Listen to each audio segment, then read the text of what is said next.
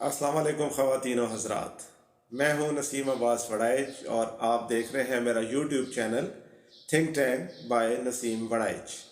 اگر ابھی تک آپ نے میرا چینل سبسکرائب نہیں کیا تو کائنڈلی سبسکرائب کریں تاکہ آپ کو میری ویڈیوز بلا تعطل ملتی رہیں۔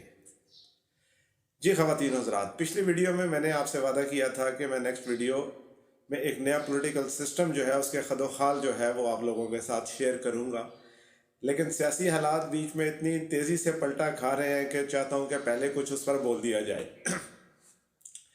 بڑا انٹرسٹنگ موو تھا پی ڈی ایم کا جب یوسف رضا گیلانی کو سینیٹر کے لیے جو ہے وہ نامینیٹ کیا گیا اور پھر جتوا بھی لیا گیا۔ تو congratulations to P D M اور پیپلز پارٹی۔ اب میں اس میں جائزہ لوں گا کہ ایکچولی یہ سب سیاست ہوئی کیا اور کھیلی کیا گئی۔ جیسا کہ بہت سے تجزیوں میں یہ بتایا جا چکا ہے کہ پی ڈی ایم اور مقتدر طاقتوں کے درمیان بہت سے معاملات میں چونکہ دوریاں بہت بڑھ چکی تھیں اور تحریک جو ہے وہ پی ڈی ایم کی چلنا سٹارٹ ہو چکی ہوئی تھی اور ایک ایکسٹریم کی طرف جا رہی تھی، جب اچانک بیچ میں پیپلز پارٹی نے ایک ٹوٹل یو ٹرن لیا اور پوری پی ڈی ایم کی تحریک کو بجائے جو ہے وہ لانگ مارچ کی طرف جانے کے اور استعفوں کی طرف جانے کے، نہ صرف یہ کہ ضمنی انتخابات میں حصہ لینے پر بھی مجبور کر دیا، بلکہ سینٹ کے الیکشن میں بھی جو ہے وہ پی ڈی ایم نے حصہ لیا۔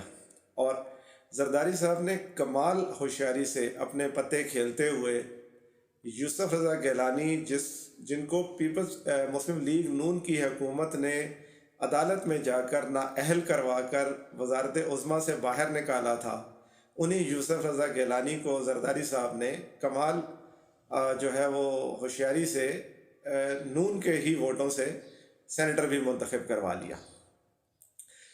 تو جناب ہوا کچھ یوں کہ ضمنی انتخابات میں مقتدر حلقے یا طاقتیں جو ہیں انہوں نے اپنی غیر جانبداری شو کی اور پی ڈی ایم مقتدر حلقوں کے درمیان زرداری صاحب جو ہے اس وقت ایک پل کا کردار ادا کر رہے ہیں۔ سی بی ایمز یعنی کہ کانفیڈنس بلڈنگ میئرز کے طور پر ضمنی انتخابات میں تمام تر ریاستی مداخلت کو جو ہے وہ ختم کر دیا گیا اور ایک اوپن فیلڈ دی گئی کہ جس طرح چاہیں حکومت اور اپوزیشن ان الیکشنز کو لڑیں۔ جیسے ہوئے وہ آپ سب نے دیکھ لیا، اس پر مزید رائے زنی نہیں کروں گا۔ دوسرا تھا سینٹ کا الیکشن۔ سینٹ کے الیکشن میں پیپلز پارٹی نے جو گارنٹیز مانگی تھیں، ان گارنٹیز میں یوسف رضا گیلانی کا سینیٹر منتخب ہونا ہی صرف جو ہے وہ نہیں تھا، بلکہ ان کی اگلی نظریں چیئرمین سینٹ کی سیٹ پر ہیں۔ زرداری صاحب نے اپنے پتے نہایت عقل مندی سے کھیلے اور یوسف رضا گیلانی جو ہے وہ بہرحال سینیٹر منتخب ہو گئے اور اب اگلا مرحلہ چیئرمین سینٹ کی نشست کا ہے۔ یوسف رضا گیلانی کی نشست کو اس نشست پر لا کر جتوانے کے پیچھے زرداری صاحب نے پی ڈی ایم کو کیسے قائل کیا، وہ بھی بڑی دلچسپ کہانی ہے۔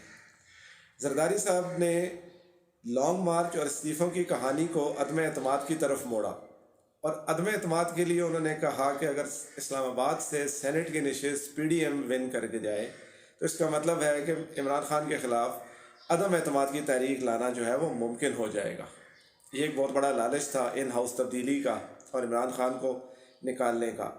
اس وقت مسلم لیگ نون اور مولانا فضل الرحمان کسی بھی طرح عمران خان کو ایک دن بھی اقتدار میں برداشت کرنے کے لیے تیار نہیں اور نکالنے کے خواہاں ہیں، جبکہ زرداری صاحب ہمیشہ کی طرح اپنے پتے جو ہے وہ آرام سے کھیلتے ہیں اور وقت آنے پر کھیلتے ہیں، ان کو ایسی کوئی جلدی نہیں ہے۔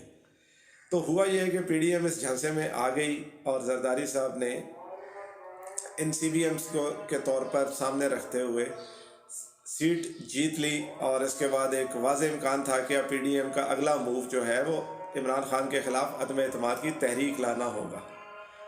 یہاں پہ گیم میں بڑا زبردست ٹوسٹ آیا اور وہ ٹوسٹ یہ تھا کہ جو گیم پی ڈی ایم نے کھیلنی تھی عمران خان نے وہ فوراً ہی الٹ اور پلٹ دی اور خود ہی ایوان سے اعتماد کے ووٹ لینے کا اعلان کر دیا۔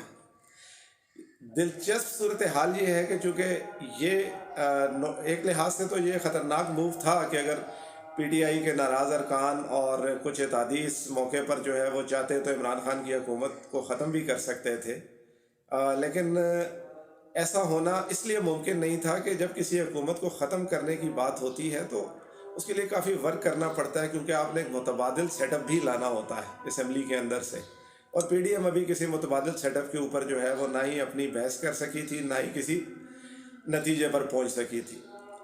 عمران خان نے جو ہے ان کو وہ موقع نہیں دیا کہ وہ دوبارہ ری گروپ ہوں اور اس کے بعد عدم اعتماد کی تحریک لائیں۔ اس سے پہلے ہی عمران خان نے اعتماد کا ووٹ لے لیا۔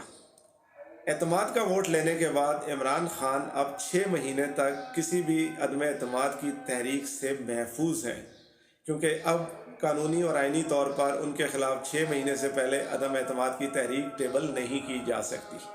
تو انہوں نے عمران خان نے یہ چال چل کے اپوزیشن کو جو ہے وہ بیسیکلی ناک آؤٹ کر دیا۔ اب اپوزیشن چاہے پارلیمنٹ میں آتی چاہے نہ آتی، کیونکہ وہ آ بھی جاتے تو ظاہر ہے ان سب کا ووٹ جو عمران خان کے حق میں نہیں گنا جانا تھا۔ تو اب یہاں یہ ہے کہ ہم یہ تصور کر لیتے ہیں کہ 178 جو عمران خان کو ووٹ ملے، باقی تمام ووٹ ان کے خلاف تھے جو کہ بائیکاٹ کر کے باہر رہے۔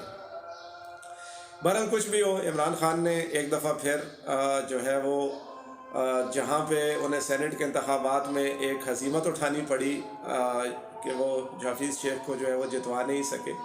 یہاں میں ایک چیز کلیئر کر دوں، بہت سے لوگوں کا یہ خیال ہے، بہت سے تجزیہ نگاروں کا یہ خیال ہے کہ حفیظ شیخ جو ہے وہ مقتدر حلقوں کے نمائندے تھے اور ان کے امیدوار تھے۔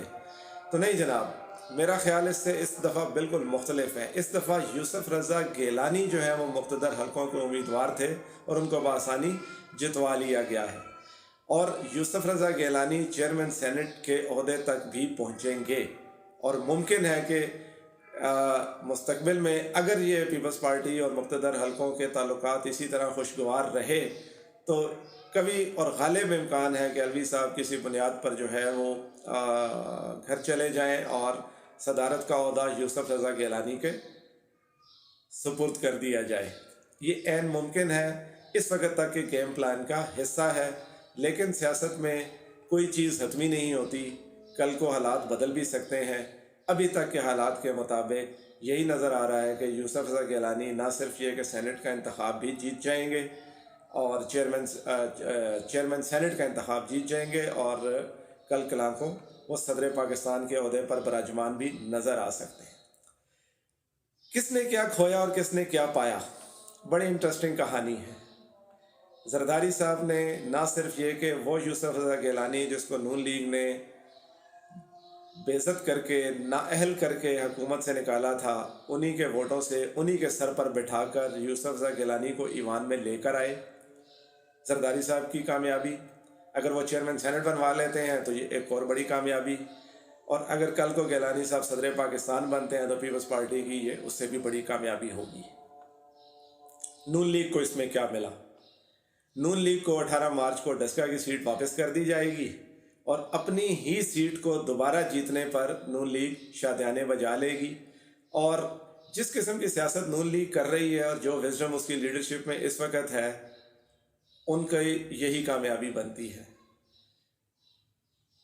عمران خان صاحب سینٹ میں بحیثیت مجموعی تو کامیابی لے گئے، اور اگر کوئی سینٹ کے انتخابات کو خان صاحب کی ہار سے تعبیر کرتا ہے تو وہ احمقوں کی جنت میں رہتا ہے، کیونکہ 5 سیٹیں نون لیگ نے لی ہیں، جبکہ خان صاحب نے جو ہے وہ ایک اکثریتی جماعت کے طور پر جو ہے وہ سینٹ میں سامنے آئے ہیں، 18 سیٹیں انہوں نے نکالی ہیں۔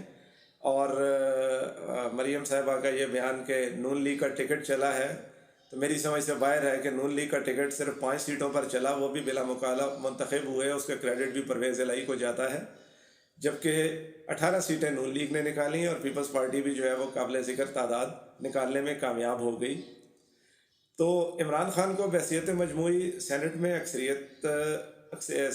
واحد اکثریتی پارٹی ہونے کا اعزاز تو حاصل ہو گیا ہے، لیکن اگر چیئرمین سینٹ منتخب نہیں کروا سکتے تو یہ پی ڈی آئی کی ایک ناکامی ہوگی یا ان کی ایک ہار تصور ہوگی۔ جیسا کہ بتایا کہ نون لیگ کے ہاتھ میں اور مولانا فضل الرحمان کے ہاتھ میں اس ساری کہانی میں کچھ بھی نہیں آیا۔ میلہ زرداری صاحب نے لوٹا ہے یا پی ٹی آئی نے۔ اب رہ گیا عدم اعتماد. تو اب اگر پی ڈی ایم زرداری صاحب کو کہے گی کہ جی ہم نے تو جس وجہ سے آپ کا بندہ جتوایا تھا وہ سب کچھ کیا تھا، تو عدم اعتماد، تو اب عدم اعتماد کہاں سے آئے؟ وہ تو خان صاحب نے جو ہے وہ کہانی پلٹ دیا، وہ 6 مہینے کے لیے محفوظ ہیں عدم اعتماد سے. اب آتے ہیں کہ پی ڈی ایم جو ہے وہ کیا دوبارہ لانگ مارچ کی طرف جا سکتی ہے؟ تو یہ بھی خام خیالی ہے. تاریخوں کو، دنوں کو، مہینوں کو ذہن میں رکھیں. مارچ کا مہینہ چل رہا ہے، اسلام آباد میں 23 مارچ کی پریڈ کی تیاریاں جاری ہیں. یہ ریاستی طور پر پاکستان کے لیے ایک وقار کی علامت دن ہے. 23 مارچ تک کسی صورت کوئی سیاسی جماعت اسلام آباد کی طرف لانگ مارچ کرنے کا سوچ بھی نہیں سکتی، اجازت بھی نہیں ملے گی. 23 مارچ کے بعد کم از کم ایک ہفتہ 23 مارچ پریڈ گراؤنڈ کو خالی کرنے میں اور ڈی موبلائز ہونے میں لگتا ہے. تو یعنی کہ 30-31 مارچ تک تو ایسا کوئی امکان نظر نہیں آتا. 12 ربیع الاول سے رمضان المبارک کا آغاز ہو رہا ہے. تو رمضان میں تو کوئی تحریک پاکستان میں نہ کبھی پہلے چلی ہے نہ چل سکتی ہے. رمضان المبارک کا اختتام گرمیوں کے شدید موسم سے ہوگا، اور گرمی کی شدت ایک بار پھر جو ہے وہ شاید رات کے جلسوں کو تو جو ہے رونق عوام بخش سکیں گے، لیکن ایک لانگ مارچ اور ایک اتنی اس میں کرنا شاید ممکن نہ رہے. تو عملی طور پر دیکھا جائے تو پی ڈی ایم کے غبارے سے ہوا نکل چکی ہے. زرداری صاحب ایک دفعہ پھر ہاتھ کر گئے ہیں. یہاں میں ایک بات کلیئر کر دوں، میں یہاں پہ صرف تجزیہ پیش کر رہا ہوں. اس کا ہرگز مطلب نہیں کہ اگر میں زرداری صاحب کی جیت یا پی ٹی آئی کی جیت یا کسی اور کی جیت یا ہار کا ذکر کر رہا ہوں تو اس میں میری کسی خواہش یا میری ایفیلیشن کا تعلق ہے. یہ ایک تجزیہ ہے، بالکل ایسے ہی جیسے کمنٹیٹر کرکٹ میچ کے اوپر تبصرہ کرتے ہیں. اگر ایک شاٹ بہت اچھی لگتی ہے، چاہے وہ کسی بھی ٹیم کے پلیئر کی طرف سے ہو، اس کی وہ داد دے دیتے ہیں، تعریف کر دیتے ہیں. اس کا ہرگز مطلب یہ نہیں ہوتا کہ وہ اس ٹیم کے ساتھ کھڑے ہوئے ہیں. اسی طرح اس میچ میں کسی نے کچھ کہیں اچھا باؤنسر کرایا، کسی نے کوئی اچھا کور ڈرائیو کھیل دیا، تو جس نے جو کھیلا، جو کیچ دے دیا کسی نے چھکا مار دیا اور کسی نے چوکا مار دیا، اس کی ایز اے کمنٹیٹر میں نے تعریف کر دی ہے. آگے دیکھیے ہوتا ہے کیا. اگلی میری ویڈیو کا جو ہے وہ عنوان جو ہے وہ ایک متبادل سیاسی نظام جو ہے اس کے خد و خال بیان کرنا ہوگا. بہت شکریہ. اگر میری باتیں اچھی لگی ہوں تو آگے شیئر کیجئے، لائک کیجئے، کمنٹ کیجئے. اگر آپ کو میری باتوں سے اختلاف اور میرے تجزیے سے اختلاف ہے تو مجھے آپ کی اختلافی رائے کا بھی انتظار رہے گا، کیونکہ یہ آپ کا جمہوری حق ہے اور میں آپ کے اس جمہوری حق کا ہمیشہ تحفظ کروں گا کہ آپ مجھ سے اختلاف کریں. بہت شکریہ. اللہ حافظ. اپنے دائیں بائیں، اپنے گھر والوں، اہل خانہ، دوستوں کا خیال رکھیے گا. خدا آپ کا، میرا، ہم سب کا حامی و ناصر ہو. پاکستان زندہ باد.